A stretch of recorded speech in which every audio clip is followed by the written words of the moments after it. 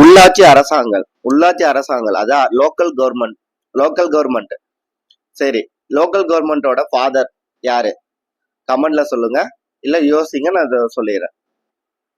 Local கவர்மெண்டோட father ribbon பிரபு, 1882. சரிங்களா? Local government father ribbon பிரபு, 1882. தலை சுய ஆட்சியின் தந்தை. சரிங்களா? சரி, லோக்கல் கவர்மெண்ட் இந்தியாவில் எப்படி இருக்கு? 2 டைப்பா இருக்கு. ஒன்னு அர்பன், இன்னொன்னு வந்து ரூரல், அதாவது நகரம் கிராமப்புறம். சரிங்களா? இங்க அர்பன்றது என்னென்ன வரும்? Municipal corporation. அடுத்து முனிசிபாலிட்டிஸ், மாநகராட்சிகள், நகராட்சிகள். அப்புறம் டவுன் பஞ்சாயத்து. அடுத்தது அதை வந்து தமிழ்ல சொன்னோம்னா பேரூராட்சிகள்.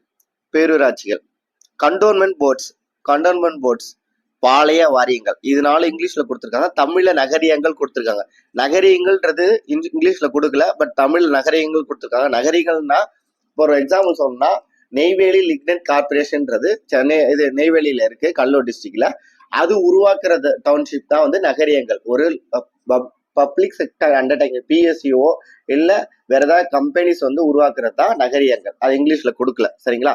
தமிழ்ல கொடுத்துருக்காங்க. ஸோ வந்து மாநகராட்சிகள், நகராட்சிகள், நகரியங்கள், பேரூராட்சிகள், பாளையவரங்கள், இதெல்லாம் வந்து நகரத்துல வரும், அர்பன்ல வரும். கண்டோன்மெண்ட் போர்ட்ஸ் தான் தமிழ்ல வந்து பாளைய வாரியங்கள். சரிங்களா? அடுத்து ரூரல் பாருங்க.